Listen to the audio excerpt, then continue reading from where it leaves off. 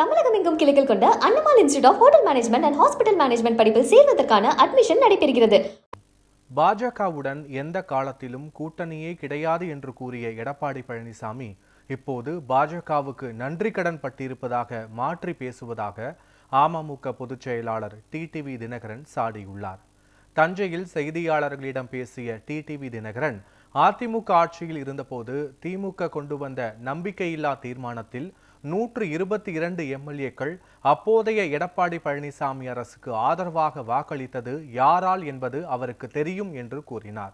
கடந்த நாடாளுமன்ற தேர்தலின் போது பாஜகவுடன் இனி எப்போதும் கூட்டணியே இல்லை என்று தெரிவித்த எடப்பாடி பழனிசாமி தற்போது பாஜகவுக்கு நன்றியோடு இருப்பேன் என்று மாற்றி பேசுவதாக விமர்சித்தார். நன்றி கடன் பற்றி இபிஎஸ் பேசுவது சாத்தான் வேதம் ஓதுவது போல உள்ளது என்றும் டிடிவி தினகரன் சாடியுள்ளார். அதிமுகவிற்கு துரோகம் நினைப்பவர்கள் நடுரோட்டில் நிற்பார்கள் என எடப்பாடி பழனிசாமி கூறியிருப்பது குறித்து கருத்து தெரிவித்த அவர், 2026 சட்டமன்ற தேர்தலுக்கு பிறகு இபிஎஸ் நடுரோட்டில் நிற்பது உறுதி என்று குறிப்பிட்டார்.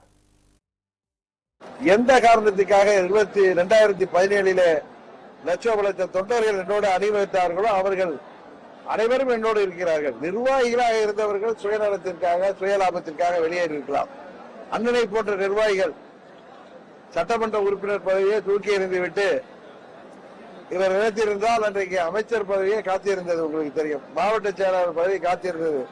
அதையெல்லாம் தூக்கி எறிந்து விட்டு கடந்த மாதம் வரை இவருக்கு எத்தனை அழைப்புகள், இவர் வரவில்லை என்றதும் இங்கே உள்ள ஒன்றிய செயலாளர்களை அவர்கள் பலருக்கிடையே தெரிந்து கொண்டு கூட்டணியில் இருக்கிற தேசிய செயலாளர் இருக்கிற கூட்டணியிலேயே உள்ள நிர்வாகிகளை கிளை பேசி பிள்ளை பிடிப்பவர்கள் பிடித்து செல்கிறார்கள்.